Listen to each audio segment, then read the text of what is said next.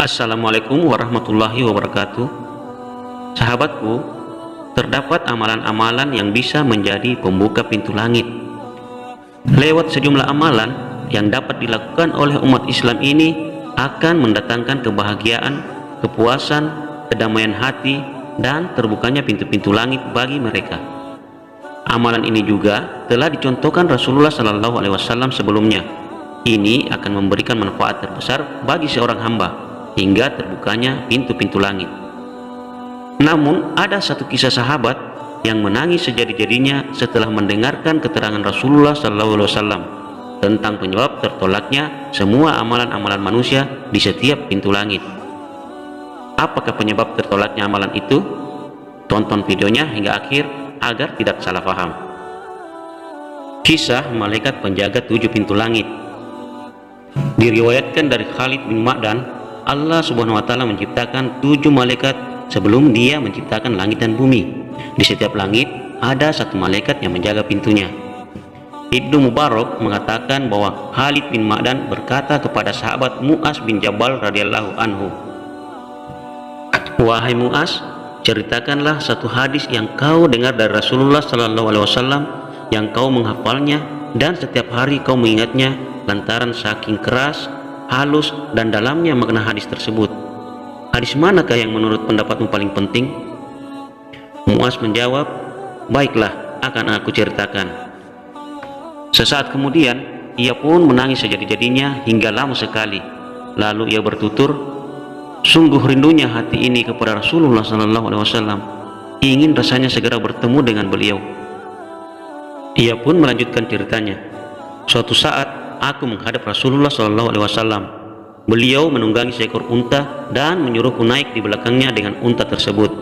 Kemudian beliau menengadahkan wajahnya ke langit dan berkata, 'Puji syukur kehadirat Allah Subhanahu wa Ta'ala yang maha berkehendak kepada makhluknya menurut kehendaknya.' Kemudian Rasulullah SAW berkata, 'Sekarang aku akan mengisahkan satu cerita kepadamu yang apabila engkau hafalkan akan berguna bagimu. Tapi kalau engkau sepelekan, engkau tidak akan mempunyai hujah kelak di hadapan Allah Subhanahu wa Ta'ala.'" Amalan yang tertolak. Hai Mu'az, Allah menciptakan 7 malaikat sebelum Dia menciptakan langit dan bumi. Pada setiap langit ada satu malaikat yang menjaga pintu, dan tiap-tiap pintu langit itu dijaga oleh malaikat penjaga pintu sesuai kadar pintu dan keagungannya. Maka malaikat Hafsah naik ke langit dengan membawa amal seseorang yang cahayanya bersinar-sinar bagaikan cahaya matahari. Ia yang menganggap amal orang tersebut banyak memuji amal-amal orang itu. Tapi sampai di pintu langit pertama, berkata malaikat penjaga pintu langit itu kepada malaikat Hafsah, "Tamparkanlah amal ini ke wajah pemiliknya. Aku ini penjaga tukang pengumpat. Aku diperintahkan untuk tidak menerima masuk tukang mengumpat orang lain. Jangan sampai amal ini melewatiku untuk mencapai langit berikutnya." Keesokan harinya ada lagi malaikat Hafsah yang naik ke langit dengan membawa amal salih seseorang yang cahayanya berkilauan. Ia juga memujinya lantaran begitu banyaknya amal tersebut. Namun malaikat di langit kedua mengatakan, "Berhentilah dan tamparkanlah amal ini ke wajah pemiliknya, sebab dengan amalnya itu dia mengharap keduniaan. Allah memerintahkanku untuk menahan amal seperti ini, jangan sampai lewat hingga hari berikutnya." Maka seluruh malaikat pun melaknat orang tersebut sampai sore harinya. Kemudian ada lagi malaikat Hafsah yang naik ke langit dengan membawa amal hamba Allah yang sangat memuaskan, dipenuhi amal sedekah, puasa, dan bermacam-macam kebaikan yang oleh malaikat Hafsah dianggap demikian banyak dan terpuji. Namun saat sampai langit ketiga, malaikat penjaga berkata, "Tamparkanlah amal ini ke wajah pemiliknya. Aku malaikat penjaga orang yang sombong. Allah memerintahkanku untuk tidak menerima orang sombong masuk. Jangan sampai amal ini melewatiku untuk mencapai langit berikutnya. Salahnya sendiri, ia menyombongkan dirinya di tengah-tengah orang lain." Kemudian ada lagi malaikat Hafsah yang naik ke langit keempat, membawa amal seseorang yang bersinar bagaikan bintang yang paling besar. Suaranya bergemuruh, penuh dengan tasbih, puasa, sholat, naik haji, dan umroh. Tapi ketika sampai di langit keempat, malaikat penjaga pintu langit keempat mengatakan kepada malaikat Hafsah, "Berhentilah, jangan dilanjutkan." tamparkanlah amal ini ke wajah pemiliknya. Aku ini penjaga orang-orang yang suka ujub atau membanggakan diri. Aku diperintahkan untuk tidak menerima masuk amal tukang ujub.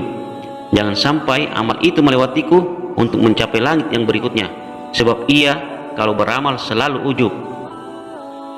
Kemudian naik lagi malaikat hafazah ke langit yang kelima, membawa amal hamba yang diarak bagikan pengantin wanita diiringi kepada suaminya. Amal yang begitu bagus seperti amal jihad, ibadah haji, ibadah umroh. Cahaya amal itu bagaikan matahari. Namun begitu sampai di langit kelima, berkata malaikat penjaga pintu langit kelima, aku ini penjaga sifat hasud, dengki, iri hati. Pemilik amal ini yang amalnya sedemikian bagus, suka hasud kepada orang lain atas kenikmatan yang Allah berikan kepadanya. Sungguh ia benci kepada apa yang diridhoi Allah Subhanahu wa taala. Aku diperintahkan agar tidak membiarkan amal orang seperti ini untuk melewati pintuku menuju pintu selanjutnya. Kemudian ada lagi malaikat hafazah naik dengan membawa amal lain berupa wudhu yang sempurna, sholat yang banyak, puasa, haji dan umroh. Tapi saat ia sampai di langit keenam, malaikat penjaga pintu itu mengatakan, aku ini malaikat penjaga rahmat. Amal yang seolah-olah bagus ini tamparkanlah ke wajah pemiliknya. Salah sendiri, ia tidak pernah mengasihi orang. Apabila ada orang lain yang mendapat musibah, ia merasa senang. Aku diperintahkan agar amal seperti ini tidak melewatiku hingga dapat sampai pada pintu berikutnya. Kemudian ada lagi malaikat hafazah naik ke langit ketujuh dengan membawa amal seorang hamba berupa bermacam-macam sedekah, puasa, sholat, jihad, dan kewaraan, kehati-hatian. Suaranya pun bergemuruh bagikan geledek, cahayanya bagikan malaikat. Namun tatkala sampai di langit ketujuh, malaikat penjaga langit ketujuh mengatakan, aku ini penjaga sum'ah. Sesungguhnya orang ini ingin dikenal dalam kumpulan-kumpulan, selalu ingin terlihat lebih unggul di saat berkumpul, dan ingin mendapatkan pengaruh dari para pemimpin. Allah memerintahkanku agar amalnya itu tidak sampai melewatiku. Setiap amal yang tidak bersih, itulah yang disebut riya. Allah tak akan menerima amal orang-orang yang riya. Kemudian ada lagi malaikat hafazah naik membawa amal seorang hamba, sholat, zakat, puasa, haji, umroh, akhlaknya yang baik, pendiam, tidak banyak bicara, zikir kepada Allah. Amalnya itu diiringi para malaikat hingga langit ketujuh, bahkan sampai menerobos memasuki hijab-hijab dan sampailah ke hadirat Allah Subhanahu wa taala. Namun Allah Subhanahu wa taala berfirman, kalian adalah hafzah, pencatat amal-amal hambaku, sedangkan akulah yang mengintip hatinya. Amal ini tidak karenaku, yang dimaksud oleh si pemilik amal ini bukanlah aku. Amal ini tidak diikhlaskan demi aku. Aku lebih mengetahui dari kalian apa yang dimaksud olehnya dengan amalan itu. Aku laknat dia karena menipu orang lain dan juga menipu kalian. Tapi aku akan tertipu olehnya. Aku ini paling tahu akan hal-hal yang gaib. Akulah yang melihat isi hatinya, dan tidak akan samar kepadaku setiap apapun yang samar, tidak akan tersembunyi bagiku setiap apapun yang tersembunyi. Pengetahuanku atas apa yang telah terjadi sama dengan pengetahuanku akan apa yang akan terjadi. Pengetahuanku atas apa yang telah lewat sama dengan pengetahuanku atas apa yang akan datang. Pengetahuanku kepada orang-orang terdahulu sebagaimana pengetahuanku kepada orang-orang yang kemudian. Aku lebih tahu atas apapun yang tersamar daripada rahasia. Bagaimana bisa amal hambaku menipuku? Dia bisa menipu makhluk-makhlukku yang lain yang tidak tahu, sedangkan aku ini yang maha mengetahui hal-hal yang gaib. Laknatku tetap kepadanya. 7 malaikat hafzah yang ada pada saat itu dan 3.000 malaikat lain yang mengiringi menimpali, wahai Tuhan kami, dengan demikian tetaplah laknatmu dan laknat kami kepadanya. Maka semua yang ada di langit pun mengatakan, tetapkanlah laknat Allah dan laknat mereka yang melaknat kepada. Tahanlah mulutmu. Muaz pun kemudian menangis terisak-isak dan berkata, ya Rasulullah, bagaimana bisa aku selamat dari apa yang baru engkau ceritakan itu? Rasulullah pun menjawab, wahai Muaz, ikutilah nabimu dalam hal keyakinan. Muaz berkata lagi, wahai Tuanku, engkau adalah Rasulullah, sedangkan aku ini hanyalah Muaz bin Jabal. Bagaimana aku dapat selamat dan terlepas dari bahaya tersebut? Kemudian Rasulullah pun bersabda, Seandainya dalam amalmu ada kelengahan, tahanlah mulutmu, jangan sampai menjelek-jelekkan orang lain dan juga saudara-saudaramu sesama ulama. Apabila engkau hendak menjelek-jelekan orang lain, ingatlah pada dirimu sendiri, sebagaimana engkau tahu dirimu pun penuh aib. Jangan membersihkan dirimu dengan menjelek-jelekkan orang lain. Jangan mengangkat dirimu sendiri dengan menekan orang lain. Jangan riya dengan amalmu agar diketahui orang. Janganlah termasuk golongan orang yang mementingkan dunia dengan melupakan akhirat.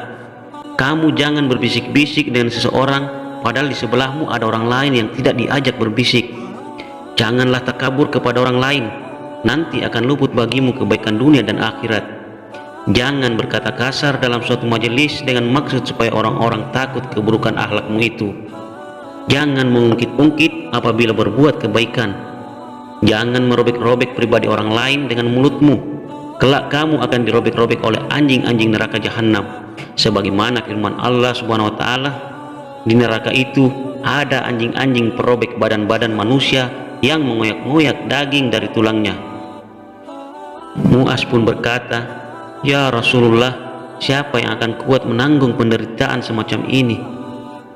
Rasulullah pun menjawab, "Wahai Mu'az, yang kuceritakan tadi itu akan mudah bagi mereka yang dimudahkan oleh Allah Subhanahu wa taala.